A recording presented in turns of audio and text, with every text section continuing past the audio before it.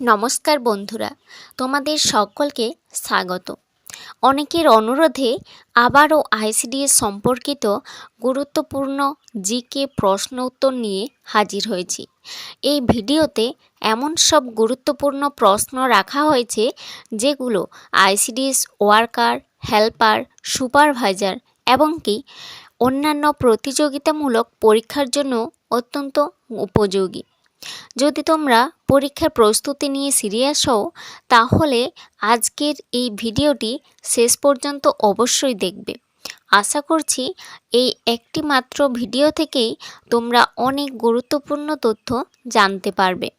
তাহলে আর দেরি না করে শুরু করা যাক আজকের পর্ব। আমাদের প্রথম প্রশ্ন, আইসিডিএস এর পুরো নাম কি?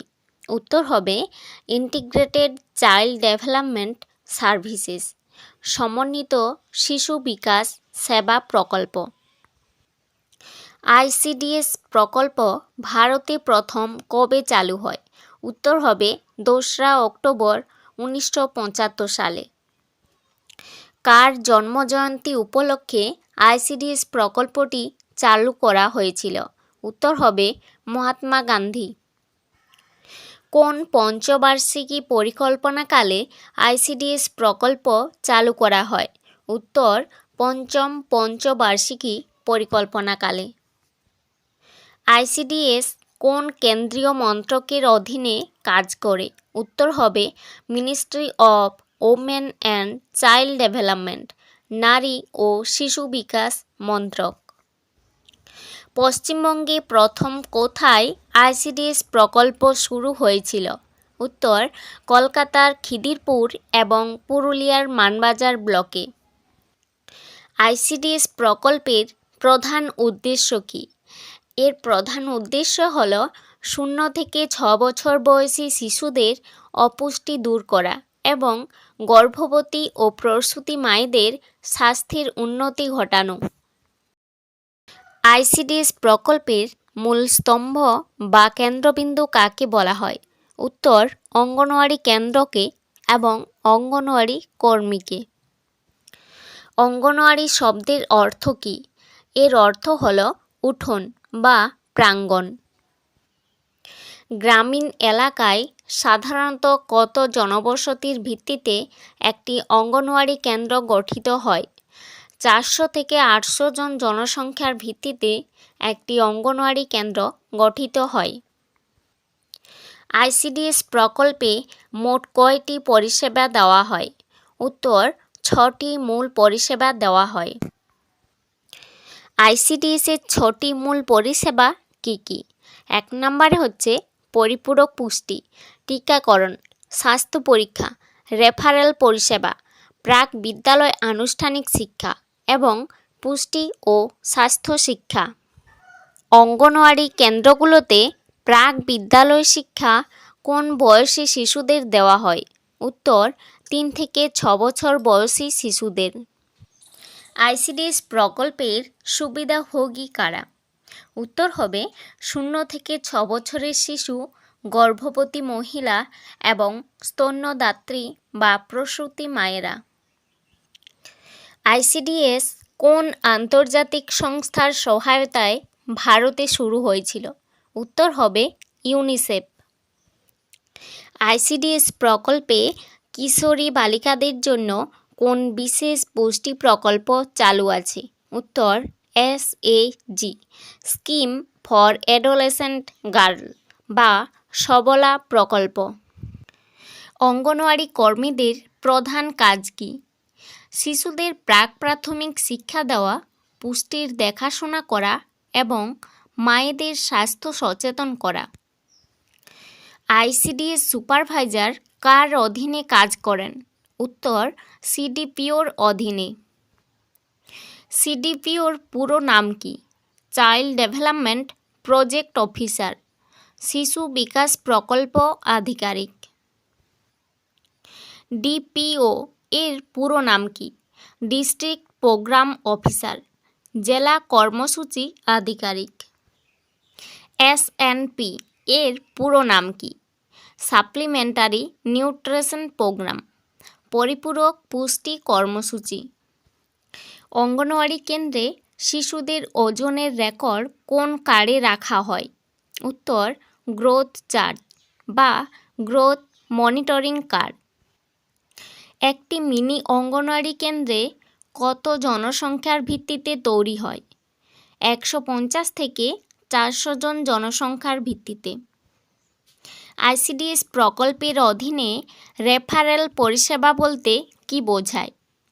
রেফারেল পরিষেবা হচ্ছে গুরুতর অসুস্থ বা চরম অপুষ্ট শিশুদের উচ্চতর চিকিৎসার জন্য প্রাথমিক স্বাস্থ্যকেন্দ্রে পাঠানো।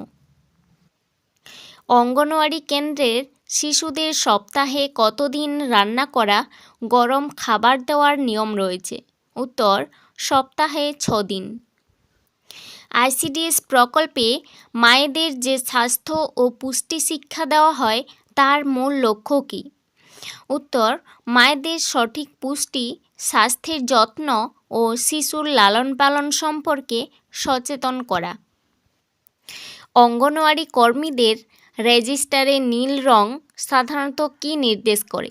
এই নীল রং এটি নির্দেশ করে স্বাভাবিক ওজনের শিশু। গ্রোথ চার্টে লাল অংশ কী নির্দেশ করে? এটি শিশুটি অত্যন্ত গুরুতরভাবে অপুষ্ট কিনা সেটি নির্দেশ করে এই লাল অংশ। অঙ্গনওয়াড়ি কর্মী এবং সহায়িকাদের অবসরের বয়স কত বছর? উত্তর হবে 65 বছর। AWW এবং AWH এর পুরো নাম কি? AWWর ফুল ফর্ম হচ্ছে অঙ্গনওয়াড়ি ওয়ার্কার এবং AWH এর ফুল ফর্ম হচ্ছে অঙ্গনওয়াড়ি হেল্পার। পশ্চিমবঙ্গের কোন জেলাটি জনসংখ্যায় বৃহত্তম এবং সেখানে আইসিডিএস কেন্দ্রের সংখ্যাও অনেক বেশি? সঠিক উত্তর, উত্তর 24 পরগনা। আইসিডিএসের নতুন নাম কি? মিশন সক্ষম অঙ্গনওয়াড়ি এবং পোষণ 2.0। আইসিডিএস প্রকল্পের মূল ধারণাটি কোন আন্তর্জাতিক চুক্তি বা ঘোষণার ওপর ভিত্তি করে তৈরি হয়েছিল? 1959 সালের রাষ্ট্রপুঞ্জের শিশুর অধিকার ঘোষণার ওপর ভিত্তি করে। ভারতে কোন বিখ্যাত কমিটির সুপারিশের পর পরীক্ষামূলকভাবে আইসিডিএস চালু করার সিদ্ধান্ত নেওয়া হয়? উত্তর, 1972 সালের হর্সরাও কমিটি এবং সমাজ কল্যাণ দপ্তরের বিশেষ টাস্কফোর্সের রিপোর্টের ভিত্তিতে। শুরুর দিকে অর্থাৎ 1975 সালে সারা দেশে মোট কতগুলি ব্লকে পরীক্ষামূলকভাবে এই প্রকল্প চালু হয়েছিল? উত্তর, মাত্র 33টি ব্লকে, যার মধ্যে গ্রামীণ, নগর এবং উপজাতি এলাকা অন্তর্ভুক্ত ছিল। আইসিডিএসের লোগোতে যে বাচ্চার ছবি ও তার চারপাশের অবয়ব দেখা যায় তা কিসের প্রতীক? এটি একটি সুরক্ষিত ও পুষ্টিকর পরিবেশে শিশুর সামগ্রিক বিকাশের প্রতীক। অঙ্গনওয়াড়ি কেন্দ্রে দেওয়া পরিপূরক পুষ্টির কত শতাংশ খরচ রাজ্য সরকার এবং কত শতাংশ কেন্দ্র সরকার বহন করে? সাধারণ রাজ্যগুলির ক্ষেত্রে এটি 50-50 অনুপাতে ভাগ হয়। উত্তর পূর্ব ভারতের রাজ্যগুলির জন্য 90:10 অনুপাতে ভাগ হয়। বিশ্বব্যাংক ভারতের আইসিডিএস প্রকল্পকে আর্থিক সহায়তা দেওয়া কোন সাল থেকে শুরু করে? উত্তর, 1980 সালের পর থেকে বিভিন্ন ধাপে শুরু করে। বর্তমানে আইসিডিএস প্রকল্পটিকে কেন্দ্রীয় সরকারের কোন মূল আমব্রেলা যোজনার অধীনে অন্তর্ভুক্ত করা হয়েছে? উত্তর, সক্ষম অঙ্গনওয়াড়ি এবং মিশন পোষণ 2.0। অঙ্গনওয়াড়ি কর্মীদের কাজের তদারকি করার জন্য ঠিক ওপরের পদে কারা থাকেন? সঠিক উত্তর, আইসিডিএস সুপারভাইজার। আইসিডিএস প্রকল্পের ইতিহাসে কোন দিনটিকে কালো দিন বলা হয় এবং কেন? কালো দিন বলা হয় 1978 সালের 28শে এপ্রিল দিনটিকে। ওই দিন তৎকালীন মোরারজি দেশাই সরকার টাকার অভাব এবং রাজনৈতিক কারণে আইসিডিএস প্রকল্পটিকে সম্পূর্ণ বন্ধ করে দেওয়ার সিদ্ধান্ত নিয়েছিল। বন্ধুরা, আজকের আইসিডিএস গুরুত্বপূর্ণ জিকে প্রশ্নোত্তর পর্ব এখানেই শেষ করছি। আশা করি ভিডিওতে আলোচনা করা প্রশ্নগুলো তোমাদের পরীক্ষার প্রস্তুতিতে অনেক সাহায্য করবে। ভিডিওটি ভালো লাগলে অবশ্যই একটি লাইক দিও, বন্ধুদের সাথে শেয়ার করো এবং চ্যানেলটি সাবস্ক্রাইব করে পাশে থাকা বেল আইকনটি প্রেস করে দিও। আগামী দিনে আরও গুরুত্বপূর্ণ প্রশ্নোত্তর এবং স্টাডি ভিডিও নিয়ে আবারও হাজির হব। সবাই ভালো থাকবেন, পড়াশোনা চালিয়ে যাও। ধন্যবাদ বন্ধুরা।